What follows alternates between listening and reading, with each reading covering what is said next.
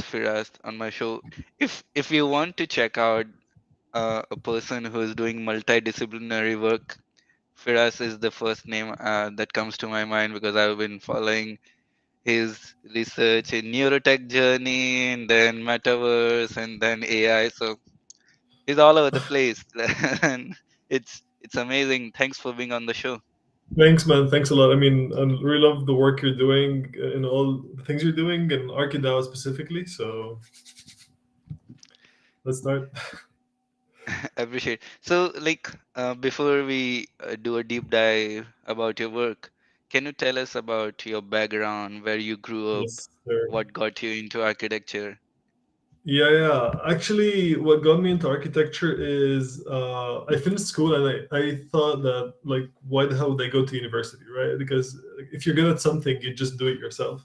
But well, it was a bit tough, so I ended up looking for what can I do there. But then somebody recommended, like, oh, you don't like to do some exams and you don't like studying in the classical terms, like try architecture. It's more fun. You do projects. You're good with us. Like, okay. And then went into that, and apparently it worked. That's how it all started. And then at the end of my studies in my bachelor's, I discovered that, like, it was great, what we were doing was cool and everything, but we definitely need to go like one extra mile, discover new tools, technologies, new ways of doing things, and especially new ways outside the very small bubble of architecture, to get more in contact with development, construction, like tools, I mean, everything, right? And then this is the main reason why I actually started my bachelor's when I was doing it back then, and then looked for other options for the master's, and that's what got me to IAAC, by the way, where I did my master's. And then everything Nice. starts from there. Actually, I'd like to share my screen if possible. Definitely. Okay, how can I do that? Let me see. Mhm. Share your screen. Window. Do you see my screen?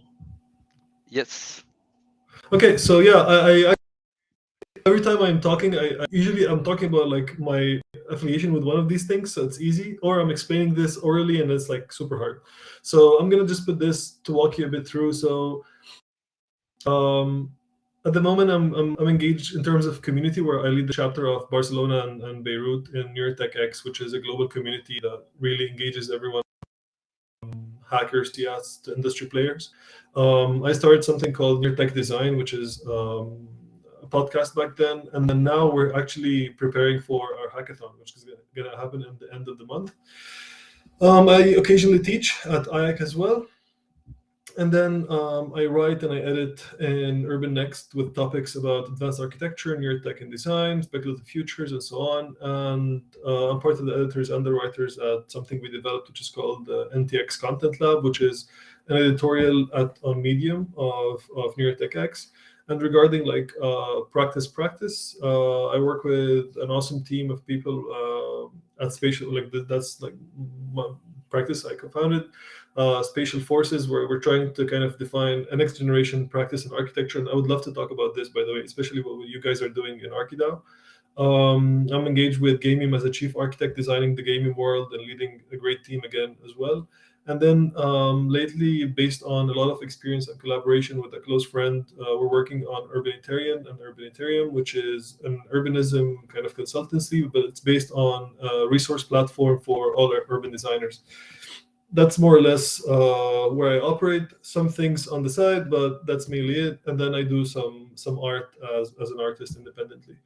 So I'll start like a bit chronologically, very fast. I'm gonna go through this presentation. So at IAC, I was really obsessed with several things. One thing is the human body. How can we play with this? How can technology come into that, and what we can do with media? So this is a kind of speculation on the future of human skin. Second thing I was obsessed with is how can we actually code architecture in the sense of elements, right? So how can we code elements to bring them together and read it as a grammar in a way, and then integrate algorithms in the sense of how buildings change and evolve.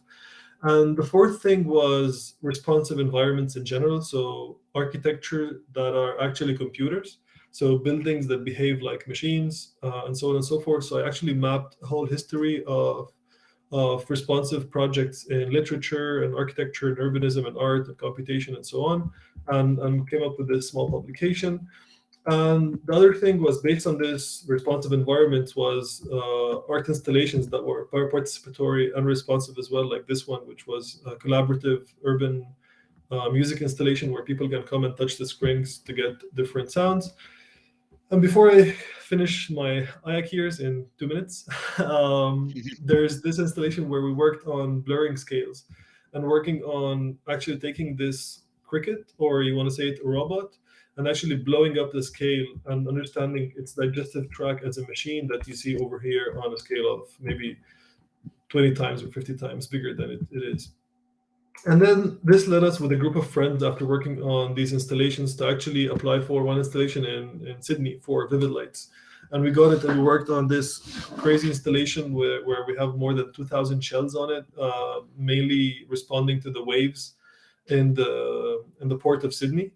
And this kind of working with responsive, I mean, obviously was mainly in tech and responsive environments. But the last thing, which is what got me into neurotech in specific, was I was thinking like, okay, I want to do my thesis now, and then I want to understand how neurotechnology can actually inform architecture, and architecture can challenge neurotechnology, because we had no idea about neurotechnology back then, and we didn't even know where to start. That was in 2015. So I was thinking like, okay, we have something called BTIs, which is brain computer interfaces, but then how can we do, if I like buildings that behave like computers, so what if we have brain building interfaces, right? So in a way, the buildings become the computers. And this is based in mainly two kind of concepts. The first one is bidirectional mutation, is to understand that the brain and the brain are one thing, like a river bank with a river water. They both change each other all the time. And then the other thing is interface theory, which suggests that all the objects we see are actually icon, the representation of objects. So obviously, if you drag an icon to the recycle bin, your computer is going to stay there, because this is a representation of the computer. It's not the computer itself. So reality in this sense becomes the screen. And then I was just speculating on what if buildings can talk to us, to our brain specifically. What if we can actually try how a building feels before we buy it? And then this got me to a concept which stayed with me for a very long time until now, which is, you know how trendy it is to be a humanitarian and then design for the user and then be very good and save the world through design. But I thought that neurotechnology, because we can really reach to the brain directly, we can move from this narrative that has been blah blahing for 200 years to something which is more like this. So from designing for the user to actually designing the user experience straight away in the brain. I will come back to this. So this is what got me during my university years to actually just do it myself, right? It was impossible to get your hands on Neurotech devices. They were super expensive. If you want to collaborate with labs, they wouldn't be interested with a designer who doesn't know anything to do that. So I just did something myself, an apparatus, which actually then grew to something that really worked. And this was iteration of the apparatus. But then the idea of this was to gather data from the space, so ceiling height, noise, temperature, color, so whatnot, and then data from the user. So here we're talking about like heart rate and brain waves and so on. And then I was scanning the spaces, internalizing them to software, and then understanding through the journey that the person is walking in the space how these people were feeling inside each point in the space. And then I have this model that encodes all that in one place. I was doing some correlational diagrams to understand the relationships and what affects what. So what if ceiling height makes you more stressed or less stressed, and so on. And then this was the first step of a second step, which is coming back to the VCI idea, which is to make an architecture, a space that actually responds to your brain straight away. And this is what I made next, which was a room where you put this device, you go in, and it's trained based on previous experiments. And then based on your brain data, it will start to change the color tone and the light amount, and then the sound that it was generating. And this was a diagram of the building. So my plan of the space was not a drawing of a plan, was this. This was my plan drawing for the space I'm doing. And then because it was really hard to find someone to collaborate with, so we just made our own thing. I started the Barcelona chapter. This was our first ever meetup. It was a bit of a crazy moment. And then we started doing some events where we were doing some hack nights and hackathons and community meetups. And then I started to start this podcast, which I didn't really follow up with because of like a ton of things I'm doing. But this was a podcast that was exposing people who are working at the intersection of neurotechnology and design, right? So people like maybe you know Anouk already, you know Emma, maybe you know Anne Sussman. So these people are working on really cool stuff and really diverse and different, and they all come from different backgrounds, from design, from literature, from art, from neuroscience, and they're trying to kind of put all these things together. And by the way, this is a kind of an open invitation before it's online. We're going to put it online in the next days, but we're hosting a hackathon at the end of this month. It's going to be all of the place on LinkedIn and everywhere, so you won't miss it. After that, I started working practicing architecture and urbanism with Way Art Architects, with Rethinking Way Art. And that's where we were doing a lot of cities, a lot of designs of really amazing projects. I'm not going to go deeply into each one of them, just show you some images of what we're doing. And then the main idea here was really trying to stick to our kind of what do you call them, like core values in urban design. And then we can talk about this in a bit afterwards as well. But these are just examples. And then what I discovered that at the end of this kind of 3-4 years of working in Shenzhen, mainly doing a lot of projects, I ended up actually creating a model of Shenzhen without realizing that. Then I put together and I was like, hell yeah, I have a model of a city now. Well, then some collaborations in architecture and design and so on that I can show like a ton of projects. But then I would just like to finish this kind of journey with my art projects, which I think can be a bit relevant here as well, because they're mainly kind of bringing together AI and Neurotech in a way that is artistic and more expressive, I would say. So this is a project that we made for Ars Electronica and some other places. So the idea here was to kind of map brainwaves as noise when we're training an AI for creating some heat maps that we were then kind of decoding as 3D meshes. Then we were running some simulations on top. So here, well, this is not. Yeah, this was the main workflow, right? And then we were creating these kind of iterations, but that was like a bit back ago as well. And then we were stacking them and then creating these kind of video installations that actually are a kind of an entanglement of both biodata and geodata at that scale, and then see what that can give. And then the whole aesthetic of a brain connectome that brings together all these data channels together. So yeah, I just don't want to waste a lot of time. The other thing is another project, Take your which time, is no hurries. yeah. The other one is a metaverse VR installation that we proposed. That was like 2 years ago as well. And then the idea here was to create a workflow, right? The question here was how can mineral intelligence or AI in simple words actually create interiority, right? This feeling of being in a space. And then what we did here was asking this question. We broke down a space into population, a soundscape, materials or textures, and then an enclosure, which is the mesh that you're in, right? And then we tried to develop a workflow to generate all of these using different AI algorithms and then bringing this in one workflow together. So that's what we did, right? And then, well, these are some images. And then we had to do some interaction. So the interaction was when you're in the space, based on where you are, these objects will start kind of deforming and moving. And this was how you interact with the space without actually knowing how to interact. You just have to be there. These are some these are some images of how it feels. But then there was a lot of iterations and iterations of the form itself. And the other thing that was a bit funny was actually having this space that you're inside in your hands while you're inside the space. So it's a kind of play on scale where you're holding something, but you're inside it in a virtual world, and then to see how can that kind of mess up a bit with your perception, right? These are some examples of the materials, and then we were using some gas back then to make the textures, and so on and so forth. And then these are some soundscapes where we discovered some algorithms to make some music. So we were doing this as well. And then with the population, so we were generating some objects using text commands and text to mesh and image to mesh and a lot of these different things and experimenting with them. And then we just generated some people as well. and then we just did several iterations of the same artwork, right? This is an example of one of the kind of journeys inside this. So you're inside a place that has everything it has generated with some AI algorithms, and then it's put together, and then it's made into an installation that you can actually go into and explore. So yeah, just to jump, that was the kind of like how we got here. But then I'd like to take the second part of this to actually go through some concepts that I think are kind of foundational to what I'm doing now, and are things that I think we should have a discussion about as designers, as architects, as AEC, as all these kind of all this nice circle.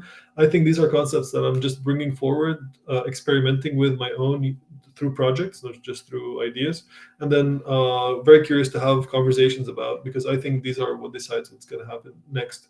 So virtual urbanism is one which is quite clear, and then this comes from the idea of the infinite stack. So you might be familiar with the stack by Ben Bratton, but the idea here is that once you're working with this virtuality and the data, there's always an infinite amount of layers of data that you can be doing, because your sensing capabilities are always growing and growing, and then you're always having more information, and then this means like you're working with a stack that's kind of infinite.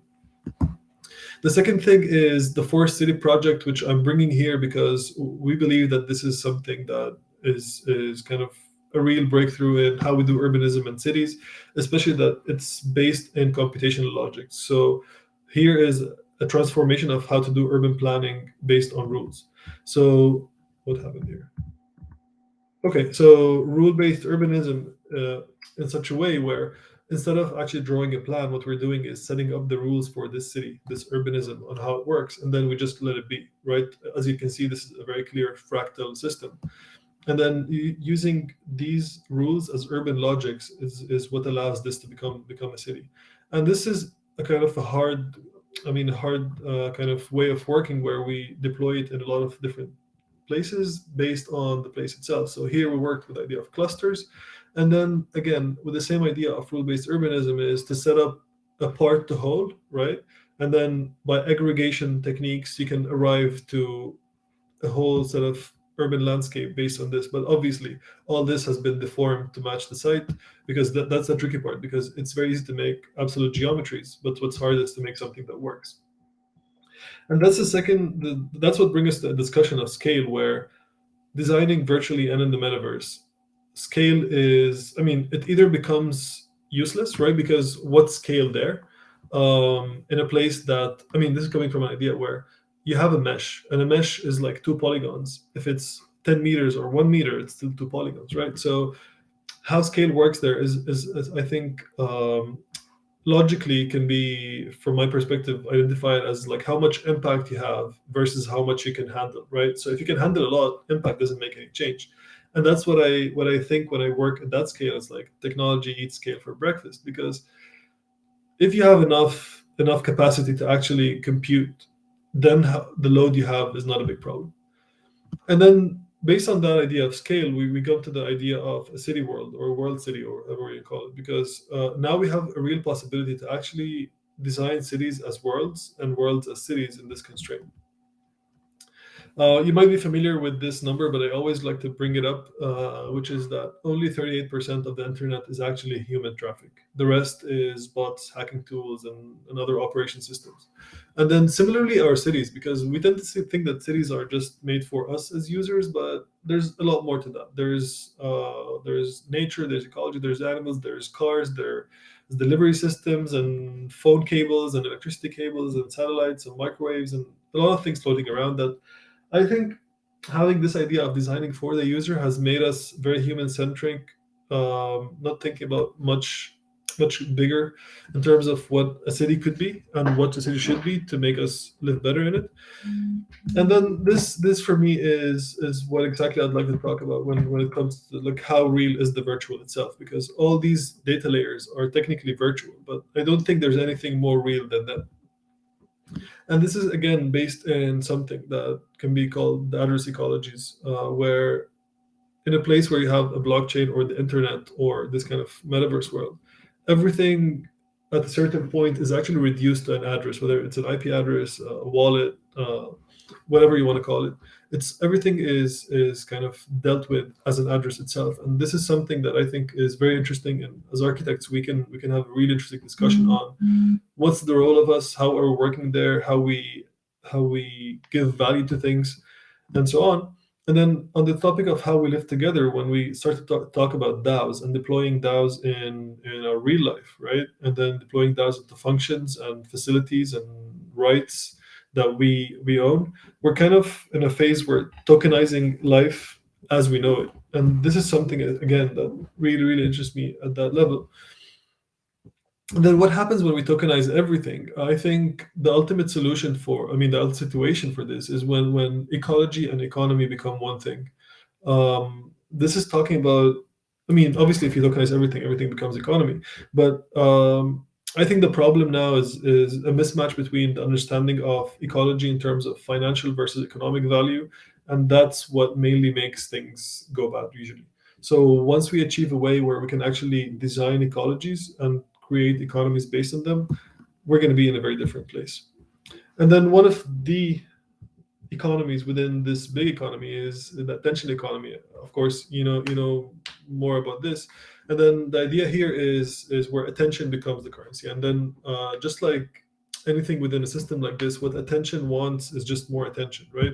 And then this brings you to two big problems, which is how you deal with this, which I think we're very, very close. I mean, it's already happening. Neurotech gaming is there, where you play games using your brain, but it's also happening where you actually interact with environments, manipulate them, and exist at all using your brain directly. So instead of using senses, hands, joysticks, whatever, you're immediately interfacing with the space using technology. The other thing is you exist there as an avatar. So what happens with what I'm calling like digital body language, right? So you have some digital extensions, but as well you have body augmentations and you have full avatars. And then how do you deal with that with other avatars? Because once you're immersed in this, this becomes part of your reality, right? I'm gonna skip to here where whenever we need more attention, obviously what this calls for is more content, right? And then you're very familiar lately, especially with the idea of promptism, which is a rapid way to generate content. But then this brings us to a problem of fast content slash junk content, right? Because you can just do whatever, and then this can get engagement, but where is they going? And that's why I think that architecture in its worst scenario in the metaverse can be looked at as something that is so important yet has zero value. Just like air, right? I mean, oxygen is very important for us to live, but nobody buys oxygen. It has like zero financial value technically, but you cannot live without it. So I think architecture in the metaverse has the same kind of way. Like it's impossible for this metaverse to exist without architecture. Spatiality is a prerequisite for its existence. But at the same time, because of the speed and the cost of generating 3D content and visual content in general, I think architecture in the metaverse becomes like a green screen for the show to happen. And then I'd like to just kind of close this with some of the concepts that I've been working on and deploying in some of the designs. This is actually all the designs I'm showing are things we've been doing, right? This is part of the gaming world, and this is an island that's based on the concept of technobiophilia, where we have discovered that we can actually trick the brain into understanding virtual greenery or virtual vegetation as real. So you feel biophilia as your natural tendency to feel better in the forest or in a green environment. And then if you see a forest in virtual reality, you tend to be less stressed. And this is based on how your brain understands this color and this kind of tone and the environment. But what this kind of signals is that a forest in the metaverse is not stupid. A forest in the metaverse can have function other than the function of a forest itself there, right? And this kind of then brings up problems like, why don't we just do forest there? So the last thing I would like to end with in this presentation, which is the base of how we got into designing the gaming world, because this is a problem that any architect, any designer would have once they start designing, which is, okay, now I start. What are my constraints, right? In the real world, you always have more constraints than you want. I mean, nobody's gonna even get into there because there's too many constraints they're interesting, and I kind of argue that they are what makes the project, and they are what actually drives innovation, because you're always trying to kind of overcome these constraints, and kind of acquire them. But in the metaverse, like, what are your constraints, right? And I think the metaverse kind of is not blank. Like, when you want to design a city there, you're not designing without constraints. You have a lot of financial, computational, and technological bedrock that you really need to understand before you start there. So if you remember how we were making what's called rule-based urbanism, we're doing here what's called automated urbanism, which is kind of machine rendered urban morphologies doing some code that will actually decide how the city would look like.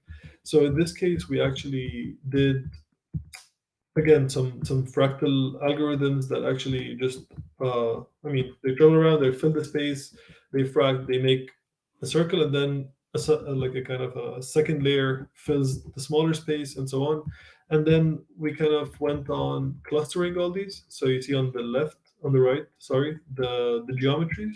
And then after clustering them, we ended up with this kind of, on the left, the islands, that in the end was what started like this. So to design a city, we didn't just design a city, right? We designed the precondition for the city first to give ourselves a logical constraint system that we took, and then we started to design the city. So that was like a pre-designed exercise. Because again, like, we were doing this a year back, right? And then how many cities have been done in the metaverse? Cities, I mean, following like urbanism ideas and thinking about themselves as an extension of real life urbanism rather than just metaverse games, right? So I'm going to show you some of the images from the gaming world. So that's how we're rendering it, a bit closer to Google Earth than an architectural drawing. And this is already online, by the way, with lands open for sale and everything. And then this is some of the images from the islands. I'm just going to walk you through them fast to give you an idea. So this is the precondition. This is the empty design before things happened. We even made renders, and we rendered this in Unity to actually take it seriously. That, like, we need to make a precondition to design on top. We cannot just do whatever. And then, yeah, these are some of the images. And this is, again, another neighborhood that you can obviously see that it was just literally coded in. I mean, the geometry is very pure. And then I'll close with two concepts. The first one is ION, which is Internet of Neurons, because we all know that we're every day more and more engaged with the Internet of Things, right? Where everything is becoming more and more linked and connected. And then I always think, like, what happens when our brains become connected to that infrastructure?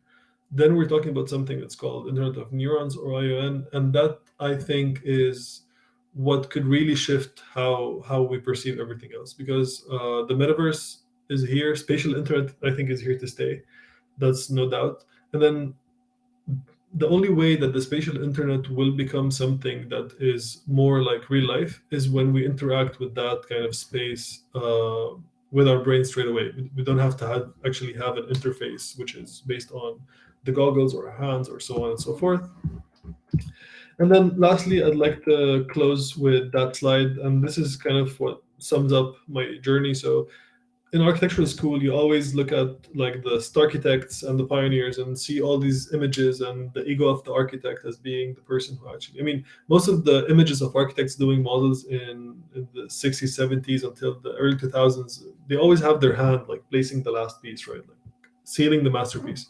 And then we as architects have been doing a really interesting flow of medium changes. So if you think about it, 1,400 years ago, we were designing architecture for materials. So we were designing architecture for stone and wood. Then Brunelleschi thought, like, what am I doing here, right? I'm just sitting all day just doing this thing. What if I can make an indexical system, more like IKEA stuff, right? And just tell workers where each piece goes, right? And then there is the start of that movement. But then for a long period, we were doing architecture for paper, because paper was the main medium where we were actually designing for. And then this transformed to a screen, to VR goggles. And I speculate that in the future, architects are going to be more engaged in making what you see on the right, which is actually a very tiny brain implant, because you perceive the world through your brain, not through your senses. You sense it through your senses, but you perceive it through. So you see from your brain, not from your eyes. You just gather the picture from your eyes. and then so on and so forth, and ultimately understand how the perception of all these elements which make up our world are actually happening in our brain, and then being able to actually not only read from the brain but write back to the brain by kind of manipulating some circuitry and so on. I think architects have the chance to actually design without having the external medium, but design perceptions and design experiences straight into the brain, and then actually physically touch through their implants the brain of people and then change how they perceive the world. Well, that was like a great ride of amazing I ideas. tried to go as fast as I can. I mean, I can talk an hour on each slide, but I was trying to go like as fast as possible. You did an incredible job. Like I have like so many thoughts on the ideas you picked, and like each Shoot. has like its own discussion. But like really like the way you like navigated the whole workflow. First, like uh, not related to this, how do you manage to find time for everything? What's your Yeah, time this is management yeah, skills? the idea is just like money, by the way. People who look about finding money will never find it. I mean, you have to think about it as making money, and similarly making time. So I don't think you're ever gonna find time if you're looking for it. If you make it, then it's on you. So I mean, I try to actually, as I showed the first slide, I try to keep kind of, so obviously they all come together in terms of interest, and I always try to tie them. So I tie neurotech and AI in my art. I tie AI, neurotech, and design in my architecture and urbanism. Then you have the metaverse stuff, which I always try to be coherent within all these, because I think all of these are necessary. And then similarly with the writing, because I think the writing is a great way to think. I mean, I think through writing. I don't think then write, right? So when I'm writing, I'm actually, that's when I'm thinking. I don't think before. And writing is a means for me to actually think. Then practice is a great way to test these ideas and actually engage with them in practice, right? And then community, I think, is the most important, because whatever you're doing, if you're not communicating this with community and if it's not valid in the internal discussion, you're technically doing nothing, I think. Or you're just like masturbating. I mean, it's just you're doing things for your own pleasure for no reason. And that's kind of how I see things. And then I always have this not fear, but all this concern that I think being successful in this domain, you always want to be relevant to the internal conversation which is happening between people who know the discipline very well and know all the gossip and know all the latest stuff happening and know all the cool things, and the external conversation, which is more in real life, more investment, more normal people, more systems, more collaborations, and so on. And some people get stuck in the internal conversation, usually academics, and I think they get trapped in a very safe space that doesn't allow them to do anything that I think makes a lot of sense. And then, even worse, people who get stuck in the external conversation run after money, shitty marketing, and then for me, they become ridiculous. So I always have this tension that I want to be relevant in both. And then, how can I do this, right? So, this is what actually drives me most to engage with all these things. Yeah, that makes sense. And like I like that you have a system of in place. Like when we talk about habits, where okay, idea to implementation, and then like having that feedback loop. It's because many times we see research, but it's not applicable in the industry. There is their own bubble where they think this is gonna disrupt, and we when you go in the industry, there's a whole another need. But uh, that's you mentioned about like AI content creation in the metaverse, and it makes me wonder like what according to you is the definition of future architect, and if a person or a student studying now what they should do to become relevant in the future in Yeah. architecture. Yeah. So this is something that, I mean, I kind of developed this way through doing all these kind of projects and mistakes and good stuff and bad stuff and talking to people and stuff. I mean, look, architecture fundamentally is making buildings. Period. Okay. So this is what, if you're a fundamentalist, that's where you go. If you want to go a bit more creative, would be like that was my vision when I was in university, right? So for me, I was always defining architecture as like a cultural discourse that is critically engaging with, through practice, the whole way of how we create interiority, how we create spaces, right?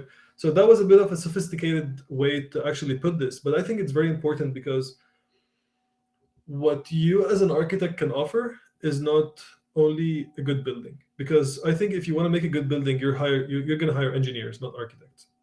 If you want to have something that is more relevant on the culture from a cultural point of view, something that has more political relevance, that's where you want to go for architects. So I think number one, which is something I try to do on myself as well, is that I think you should first have a vision, right? But then it's impossible to have a vision without having a position. Okay. So if you don't have a strong place where you stand, meaning you are not rooted in one specific place, whatever vision you have is going to be out of context because where is that base, right? So for me, when I say political, is to have a position, right? So you can be with AI in architecture. You can be against that. You can be with you like Revit, you like BIM. You can be against that as long as you have your position, right? Then your vision becomes very valid. And then once the vision becomes valid based on that position, you want to kind of grow up all the tools and skills and techniques and stuff that will actually allow you to get from where you stand to where you want to go, which is your thing. So I think the most important thing architects can have is actually attitude, because we see now. I mean, I always had this in university when I was thinking, like, should I learn how to code? Because maybe by the time I learn how to code, computers will speak English, right? And then it kind of becomes useless. So you have this kind of tension between technology becoming more and more accessible, but at the same time, if you don't understand how this technology works, you won't be able to use it properly. So I wouldn't get kind of drunk with all this fast ways of generating content because that's what everybody's going to be doing. And if there's a lot of this happening, it has no value. And the only way that this has value is, first of all, how does it come with a bigger picture? So can this actually be used by other people, not only by you, not just like fancy stuff? And then does it create value in the first place? And this becomes very much related to how relevant it is to what gives it value, right? So yeah, these are kind of my ideas on this. And I think if you have ideas and you don't have skills to do them, you're kind of what they call locked in, right? And then, but I think it's much worse to have a lot of skills without ideas, because people who have ideas will hire people who have skills, but people who have skills cannot hire people who have ideas. And this is something that is a bit tough. I learned talking to people and seeing really successful people, because at the end of the day, if you have an entrepreneurial mind, you can learn anything you want if you need to, because there's a lot of resources, there's a lot of communities that you can be part in. And then unfortunately it's like this. I see. And like to your point of like value, I also think like there might be like even AI who's generating the metaverse. There's some biasness in that code. So if architects are learning algorithms, like if if we find a means where they can make scalable algorithms or approach in various systems AI will use, that's a great skill to be relevant. And for like part of my experience in like gaming is like the systems thinking it teaches. So I was wondering like, okay, if architects are gonna do some design in the building which affects the way human interaction, we're we're we're moving from static to a dynamic and a lifelong engagement where okay, how the system thinking approaches the whole building life cycle, and then it again poses another skill where okay, how to design on a systems level where you could do some things which can have positive or negative reinforcement And one example I see, like people were playing a lot of games using play to earn for X Infinity and earning money, but also you're making them addictive with that aggressive reimbursement.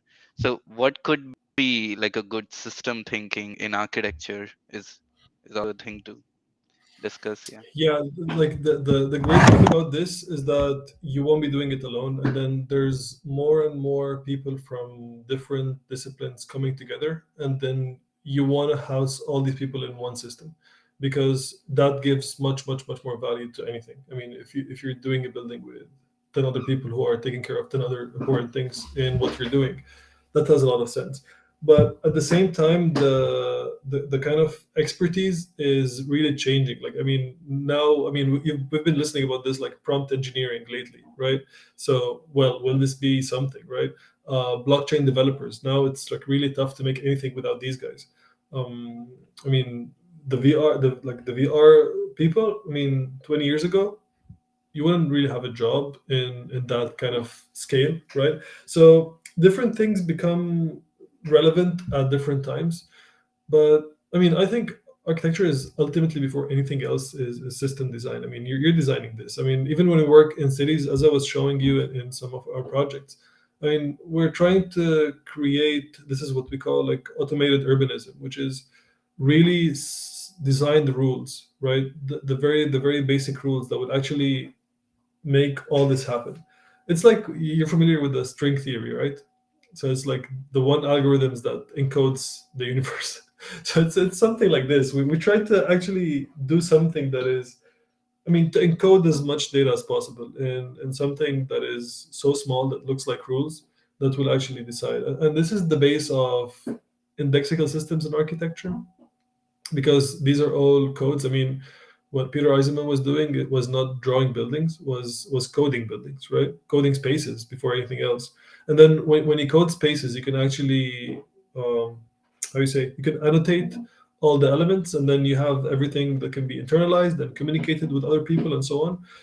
So yeah, I think, I mean, from my perspective, I try to get as away as possible from the object itself to enable a much richer product. And this is what we were doing with the artwork. If you remember in the slides, what we were doing was to create a workflow that is as much AI heavy as possible, getting the artist the furthest possible from the end result. So we were deploying algorithms that get us the music, get us the images, get us the mesh, get us the population, right? So we're trying to really, I mean, the more layers you put in a system, right, the more complex it does if it's well done, obviously. And this is something that we try to deploy all the time. Sometimes the market doesn't allow you to do this because of budgets and stuff, but you want to do that. Thanks. Uh, I wanted to like touch base on like with the metaverse, which was a lot of hype last year Yeah. or like before the bear market. There were opportunities for architects to deploy their 3D modeling skills and connect and like Oh yeah. Let's get there. get get financial return. So how did you like find your first opportunity? How you got involved with Gamium, and what's your advice for people who can leverage their skills to find such opportunities? Yeah, that's for sure. So the like, it was actually for me more of a natural transition, thinking about it, because like, you're usually, through your projects, you're always growing your skill set, your knowledge, kind of engaging with these kind of projects. And then when Gamium happened, actually I had the conversation with Gamium because we had some common friends, and then the idea was like, maybe you're the right person who can maybe advise them on finding the right person, right? And then we had the conversation, and then we had, first of all, we were aligned in terms of what you can call core values. So, because at the end you can, this is the idea of green screen, you can do anything, you can literally just do any form and it will be there, right? So that was not the idea of these guys. Gamium, they had a very strong vision, which is, what they wanted to do was to redefine how social interactions happen, right? And then Gamium should be the center of the metaverse, in the sense of, It's the metaverse that holds your real avatar, which is the collection of all your online blockchain data. And then having this, it's redefining identity in the metaverse. So it's where you define your identity. And that was the main drive before this, right? And then this was a very strong position, and that's why we were being able to align and start working with this. So in terms of the expertise, definitely coming from a background where we've done more than 30 urban scale projects at a global scale, right? That was something that for me was like a great opportunity to be able to actually transfer my knowledge from real life urbanism to asking the question like, okay, now we're in a position where actually we're not just doing an urban project, because there's not a lot of people who are doing this and have done this before. We have the responsibility to actually define what could be urbanism in the metaverse, right? That's a lot of responsibility, which is amazing, because then you're really diving deep into asking this question, what this could be, what are the new ideas that are the new tools, right, in order to do this, and so on. And then the thing that I think will be most important to talk about, which is the team, right? Because to make a metaverse city and to make a real city design, I mean, obviously, it's not the same team, right? And it's not the same constraints. It's not really the same. So the first thing we did was to actually bring together the team, right?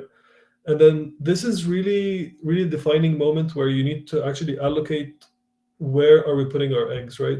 Because you don't want to have false expectations. So you don't want to do amazing renders and then you know that you cannot upload a model that's more than 100K polygons, right? Like, okay, now we have this limitation. So okay, who models in low poly but is still looking good, right? Who has ideas for urban design? I mean, we've been working together as a group of people, like a team.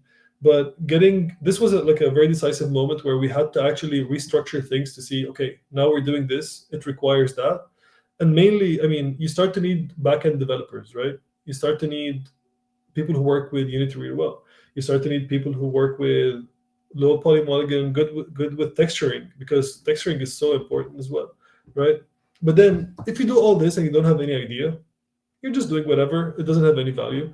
And then this was the kind of like the great mix to bring things together, which was a balance between ideas and expertise in real life, which actually with real projects, I mean, which actually proved to be really useful, right? And then a kind of a natural interest in where this can go, because I've been interested in the virtual, in all these kind of concepts before this even happened, right? We were proposing some ideas of metaverse installations before even all this fuss took place. So yeah, it was a kind of a natural transition, but that brought a lot of important questions to the table. So especially two things like, okay, let us put ourselves in a very important point in history where, like, let's say we are defining what designers are doing in the metaverse in the context of urbanism. And the second thing is like, we need to think a new way of practicing design and all, right? Because and that's what actually led me to, with some other the people who are working with me, to start the Spatial Forces, which is a spatial design practice. And then so maybe we can talk a bit about this, and you can add from your side, because that's a bit what ArchiDAO is trying to do as well, right? So the first thing is, like, now we're doing this. All our expertise are kind of complementary. So how do we run this practice, right? Are we all equals, right? Are we all running this practice on demand, right? Because we're not in the same position. Who deals with what? How do we vote on things? How do we take decisions? How do we collaborate at all, right? And then this brings the whole thing of governance inside these practices, because if you want to be a practice at that scale, you want to kind of limit control to incentivize growth, right? You want more talent in, but then you don't have work all the time, so you want to do some on-demand kind of schemes where you have the right people working on the right project at the right time. And then aside from governance, it's like, we're doing this, so how do we categorize ourselves, right? So that's why we thought about, like, okay, what we're doing is a new practice of spatial design, which actually encapsulates architecture, installations, urbanism, and everything technically, because that's where we perceive stuff. So questions of how to practice actually was a very good kind of meditation process of this idea of having an office where one architect is kind of famous, he employs some people, and then they have like 20 interns that earn nothing, and then they do crazy projects, they sell it for millions, people get salaries, and then the show is over, right? I think, I mean, we've all seen this, right? I don't think it's super exciting, and I think a lot of the creativity and a lot of the passion and a lot of the drive is lost in this process because you need like people want to have responsibility. That's where people can actually kind of be proud of owning what they're doing, right? And then the last thing, which is how to evaluate things, because if you have a salary, it's very easy, you just pay a salary, right? But then if you're all in a kind of a, well, call it decentralized government system, right? How do you like, how much is each of us contributing? And then how you start to think about these things in terms of value, how much value does each thing have, how much does that kind of ties into the total budget of the project, is as well important, right? And then the last thing, which is being a kind of a content creator in the context of the metaverse. I think there's a unique kind of opportunity where, first of all, you can create very fast, which is very important. But at the same time, you can have engagement with your creation, ownership, and authorship forever. Because a design in the real world, you have the authorship, but you technically don't own anything. So if you design something for someone, you're not going to be taking 1% of all the entrance fees that people are going to pay in the building, right? In the metaverse, you have a unique opportunity to actually engage with the project and the clients as a business partner, not just as a client, right? Because maintenance is very important. I mean, you do a building in the metaverse, and then you have different events, right? Who's going to change how this looks based on the event? So I see it as a very healthy practice where it only can happen properly if we redefine how we practice in the first thing. Because a normal office now, I bet you, they cannot do a metaverse project because the good people and the good skills won't like have the luxury now to not accept that, right? Have the luxury to be just creating on their own. There's a ton of platforms where they can monetize their skill and their talent, right? And then I think this is amazing because this is bringing to the table the question of like, okay, this whole practice in architecture that has been very toxic, how people say it usually, I think for a last, this is coming to an end, like as a model, right? And then once you do this kind of decentralized governance within an architectural practice, you have a ton of possibilities because now you're kind of honest, right? You're datafied, you're very clear on the workflow, and then this is what people who want to collaborate with you want to see because they want to see how they can come in, who they're working with, and then what they can make in terms of return, right? And then once that channel is open, this opens up to kind of infinite integration to new tools and set of talent and talent pool that you need. And that's how I see these practices growing, right? So yeah, that's how I see it, from being a content creator to actually making a practice, but technically just bringing people together, right, on the right thing, and then doing the stuff. Yeah, like I think you very well crafted the whole like the need of this new way of running the Yeah, operation, and no doubt, that's man. that's the experiment we are doing with Arkida, where okay, And I love it. we have like Yeah, proof of contribution where how much your engagement leads to uh like your governance, right? So like people don't have a equal say. If people have more contribution, they have more equity, and that leads to more weighted governance.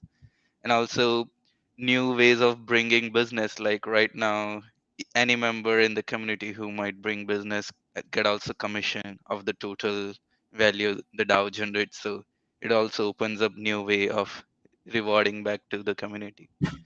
But I think like people are working on it, and I'm very hopeful we can write a like after making a prototype, write a right way of operating the future of architecture business operation.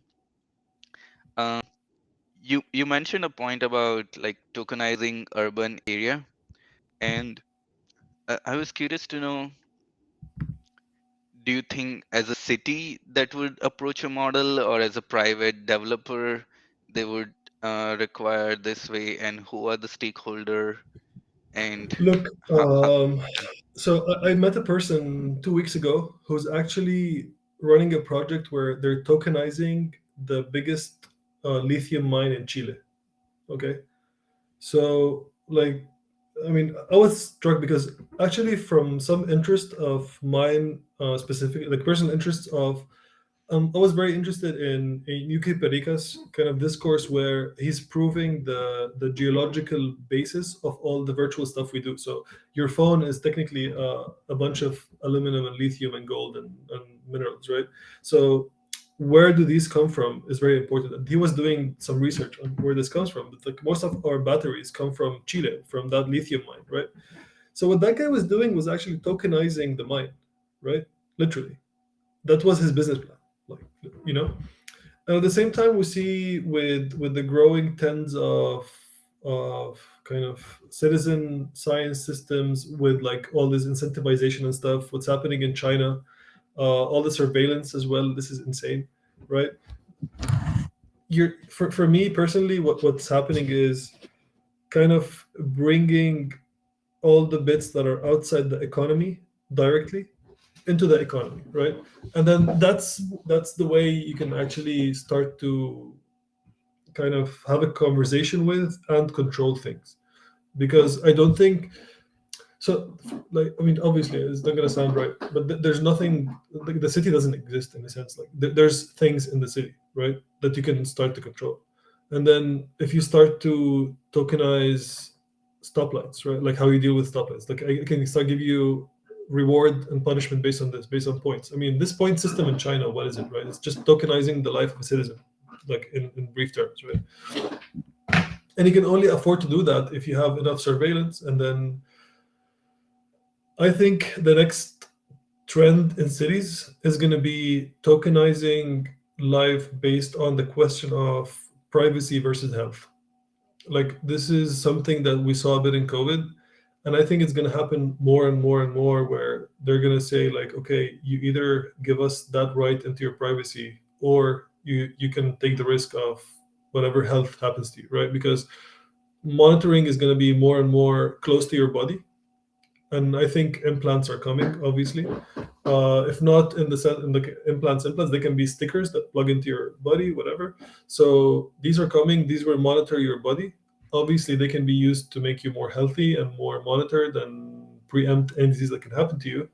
But this kind of gives people who are having this data kind of ultimate control on what you're doing. So again, the idea of which I think is important, which is having the economy and the ecology equal, right? What this means is that what's happening is, so if you tokenize a forest, right, you can use this tokenization in a way that you give forest a lot of power in your economy, and then you want to care about this, or you want to start to plant more trees because it will give you a reward in that system, right? So it's all about how you use it. But I'm seeing really crazy stuff with tokenization. I mean, I was in, like, there was an MIT research project where they were deploying tokenization in urban regeneration areas in Africa. And what they were tokenizing was labor force. And then they were tokenizing once, like, so first they's like, okay, we're gonna tokenize labor force. So if you're there as a person, right, if you come and participate in labor building stuff for the community, right, you're gonna get some tokens. So they tokenize labor force.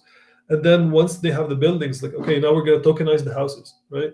And then now we're gonna tokenize this and that. And then, like, building all these layers of tokenization, I think, can go crazy places, but it's important to be engaged with it. It's happening. yeah.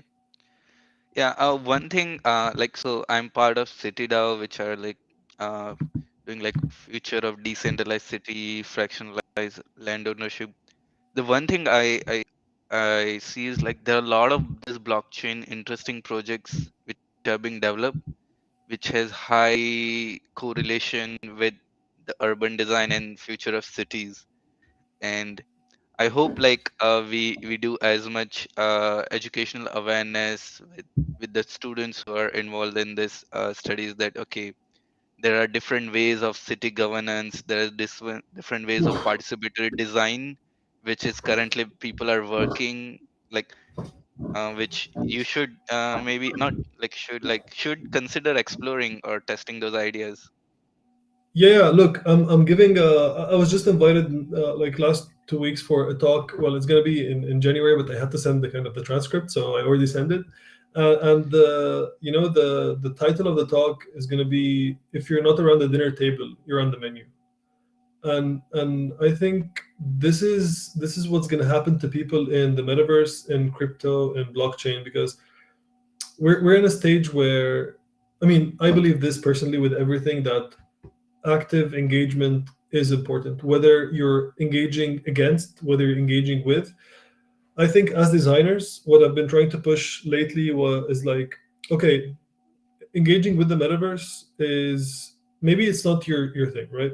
But I think you should be engaged in defining what you do in that context, because this is what gives a lot of traction to making what you want out of it. Because the metaverse, okay, what is that, right? So if we as designers engaged and make the metaverse what we think it should be, it's going to be that, right? I mean, the metaverse is what you do out of it. That's it, like everything else. I mean, if I give you any tool now, it's all about what you do with it. So I think as designers, we should. I mean, I've been trying to push people that, like, this is the time where designers should have active engagement and have these conversations in order to see whether maybe they will decide that's like, okay, we're not going to be engaged here, right? But at least know why, know what this is, know what this can benefit you with, what this can not benefit you with. You can take. I mean, if you want to take it in the simplest way possible, right? You can just think about the metaverse as a place to test things. So, for example, I can give you a very nice example, which was, you're familiar with the super block in Barcelona. Yeah, yeah, yeah, yeah. So the super block, there was an app, right, where there was a model of that super block. For people who don't know, it's just literally 3 blocks by 3 blocks, so 9 blocks in total, 9 urban blocks, which were considered as one urban block, right?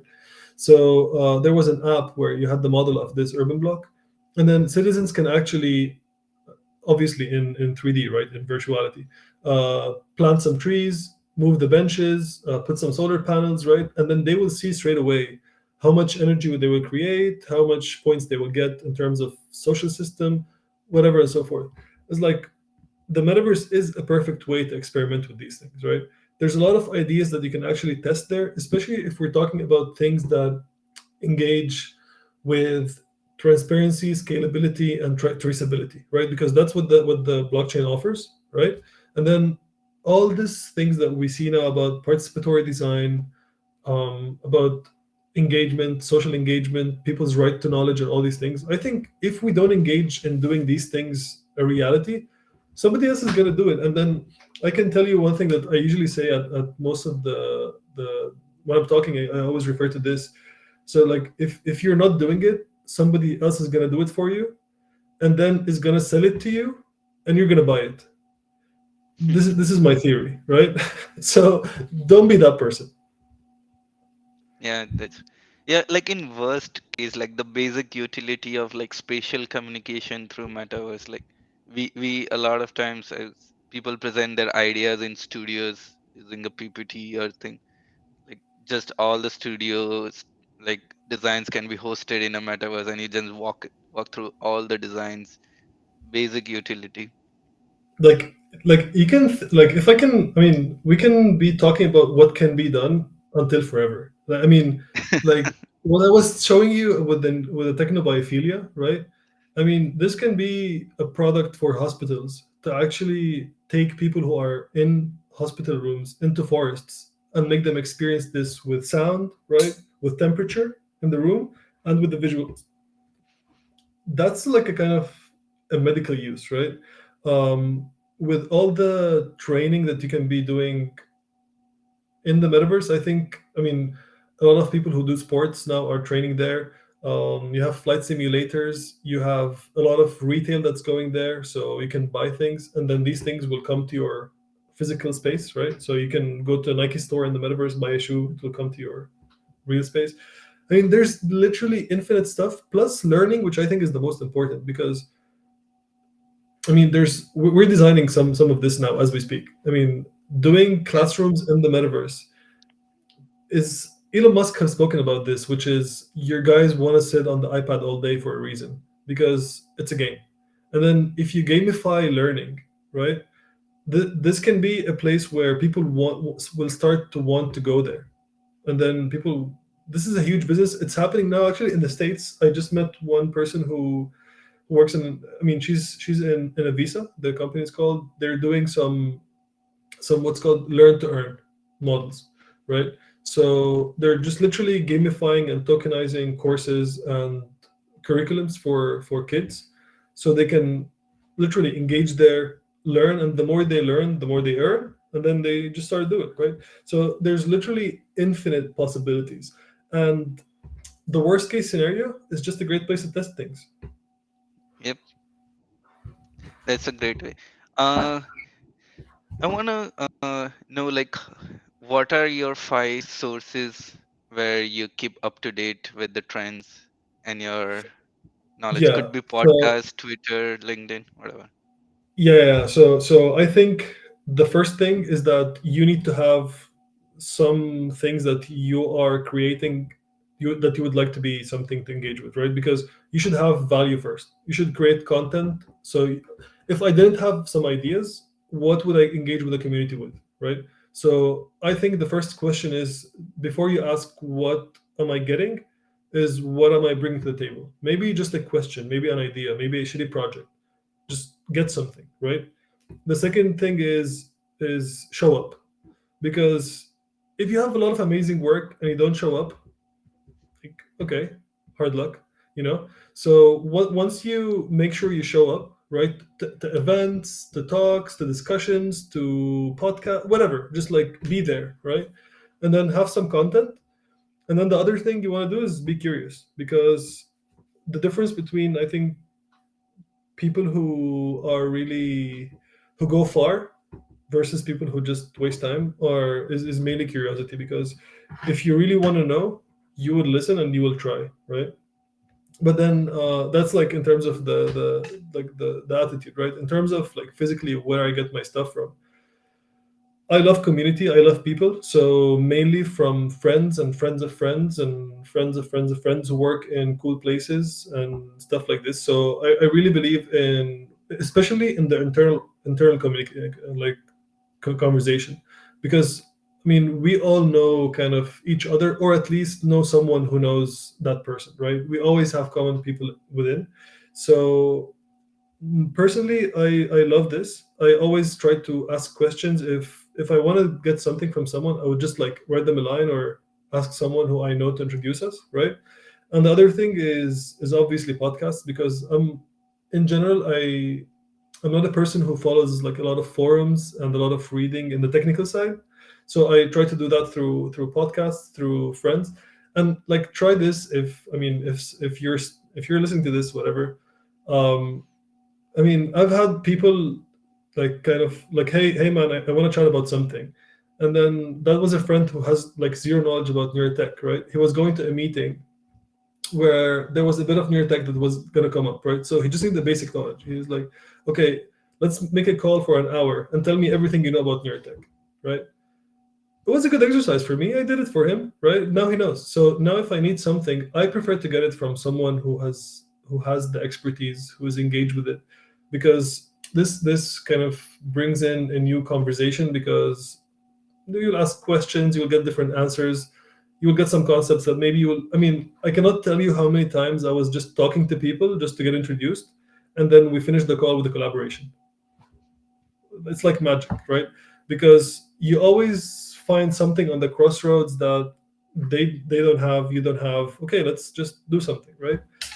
So yeah, I mean, if it was like one bet I would do, capitalize on community. Hmm. That's a great answer. Uh, what are some things which are coming next for you, Wow. if you can Okay, share? so yeah, I can share. That's the trouble part. So recently I've been engaged in several metaverse stuff. So all this metaverse things you've been seeing here is more game engine based, so it's more Unity, Unreal stuff, right? I think personally that there's a whole open world of metaverse outside this, and I see the democratized metaverse is not there, is somewhere else, right? And then I've been engaged with something there, right? We've been building stuff there. We've been doing a lot of crazy stuff, and then we've been developing a very, I would say, geometrically economical model of working, because there you want to be super careful with your textures and your polygons. So we've been developing this because the main thing there in that kind of metaverse, because it's for everyone, you want to make it very simple. You want to develop tools so people can customize this, right? And you want to develop ways of how people who have no idea can monetize it. So you're thinking about platforms just like spatial, for example, just like all these stuff, where you, but even more simple. I'm talking about something which is even more for everyone. You literally go there and you can build your metaverse in 5 minutes, right? So this is something we're working on. I think I'm going to tell you about it very soon, maybe in some months. And another thing that's gonna happen next year, it's well, too much spoilers, man. So it's but I'm gonna share that. It's gonna be called the Neurotrip. So Neurotech is going to be a kind of a trip between several places where I'm going to be sharing knowledge with young people about neurotechnology, getting some DIY devices, and then introducing kids in schools and really young people who don't have knowledge about this, that this even exists, right? About that. It's gonna be community funded. I'm gonna get some DIY hardware that I already have from people who are, I mean, really nice startups that are developing some DIY products. And then I'm going to be just like a neuro nomad, if you want to call it. So yeah, mainly it's really harder engagement with what's happening in Gamium because it's going a lot of nice places. We're going to be developing further spaces, more, I would say, kind of targeted event based engagement with the industry, right? So that's kind of developing spaces for partners for big events, having partners come in order to give more tools as well, because well, we've just made an experiment with one of the large 3D scanners in the world, right? To be able to make a 4D scene in one of the spaces to offer it as a pitch. We're going to be showing this in the Future Innovation Summit, by the way. So yeah, it's definitely there, kind of pushing forward with the spatial forces. By the way, website coming soon. So now it's xspatial.net. You can go there. It's nothing yet, but website coming soon. We're going to be pushing forward like the whole model of how we're doing the practice, harder engagement with Gamium, more on democratized metaverse solutions, and finally the Neurotrip. There's a- if there is Chicago in your list in that trip, I'm happy to host. Yeah, yeah, I would love it, man. We'll make something work, I'm sure. I see. Okay. Lastly, how does a day in your life look like?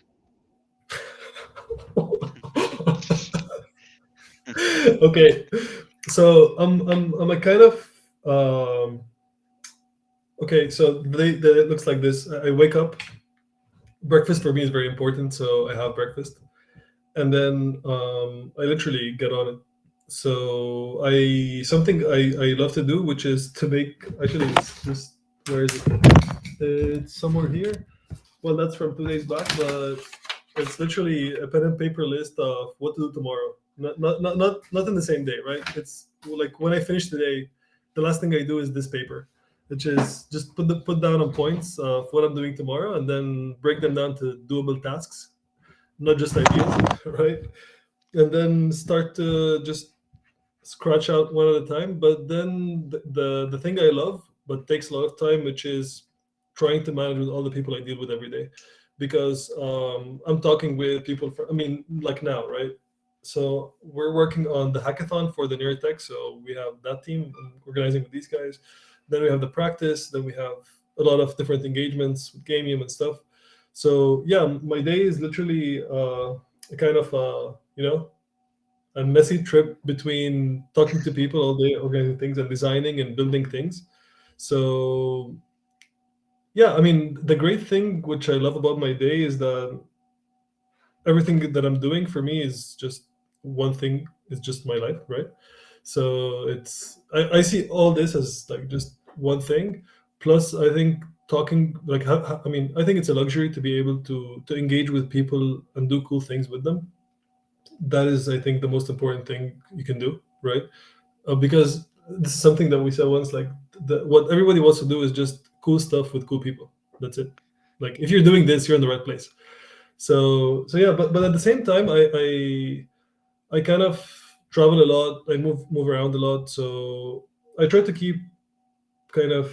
I mean, now you can work from the phone as well sometimes if you're doing things properly. But yeah, I have my laptop wherever I am. That's for sure, right? I'm connected at any time. I still need to work a bit on that kind of time slotting of the day, right? To just block some hours, which doesn't Mhm. happen usually. But yeah, I'll work on this soon. I hope. But I see. like every time you say, okay, like this month is gonna come and I'm gonna slow down a bit, right? And then that month comes with like five new projects. It's like, yeah, sure. Yeah, it's always like the thing about this industry working with this technology. The next project is always the more exciting one where, oh, let's push the Yeah, boundary even more. and the delivery date was always yesterday. So this is another important thing to keep in mind that like with the speed that things are moving, I think being able to deliver fast. I mean, first to deliver, then to deliver fast is really really important. Like sometimes it's more important to deliver fast than to deliver properly, unfortunately. But like being able to actually deliver is becoming really really important because there's a lot happening and there's a lot of stuff coming up every day. And then if you're not able to actually bring a new idea, design it, build it, and communicate it, you're out of the game. Yep. I'm gonna wrap up with a rapid fire round. You'll have only 5 or 10 seconds to answer. Yeah, shoot. Gotta keep it brief. Okay. Which cities are in your travel bucket list? Tokyo, Shenzhen, Mumbai. Who's your favorite architect? Okay, Peter Eisenman. Favorite restaurant? Favorite restaurant? Whoa. I'm really big on food. Hmm. Let's skip this. There's a lot. You can't do that, but okay, I'll allow. Your hobbies. My hobbies. So I cook. I love cooking and I practice it properly. So cooking, swimming, football, and design. Your role model. Role model. I don't think so. I really try to. I mean, I think we're all great at things and we're all terrible at other things, right? So, I mean, I had some role models when I was back in uni. I mean, you start to see these star actors like, yeah, that's my role model. But if I had to really, okay, so let's say this. I'll make a team of five. Is that does that work? Yes, that's fine. Yeah. Okay, so that team would be definitely Rem Koolhaas. Okay, Ben Bratton, Nicholas Tesla. Whoa, this is ending very fast. The count. So yeah, Rem Koolhaas, Ben Bratton, Nicholas Tesla, Yanis Varoufakis, and who's the last? Well, like a placeholder variable. Let's call it V. It's good. Okay. Um, are you a beach person or a mountain person? Definitely a beach person. Is there any book which made a big impact in your life? Yes, for sure. There's actually a lot of them. So I'll put it like this. So the fastest book I've ever read in my life was Talking to My Daughter About the Economy by Varoufakis. That's for sure. My favorite read ever is Junk Space by Rem Koolhaas. One of my favorite books that I never read all is The Stack by Ben Bratton. I mean, this is by far one of the most important books I've ever got my hands on, but this is a book that you don't want to read it all because you don't need to. Okay. There's a book called The Magic of Reality. I read this a very long time ago, so back then it was one of the most interesting books I've read because it was like a bit shaky as well. And what else? Yeah, like these are the books that on top of my mind at the moment. There's definitely a ton of other amazing books, but yeah, these just came to my mind now. Yeah. Your favorite movie? The Color of Pomegranates. I see. Is there anything you wish you would have done differently in your life? Yes. Learning computer science when I was back doing architecture. I mean, I don't regret, but I would love if I would have done that. Awesome. Yeah, I think that's it. Is there any That's message you'd like awesome. to share, Ella, on a closing note? Just keep going, man. Like, like fuck it, let's do it. That's it. Let's do it. Okay. Thanks a lot, Firas, for your time. Have a great weekend and look forward what you're You too, building. man. Thanks for this. You're doing amazing stuff. Thank you. Bye. Ciao.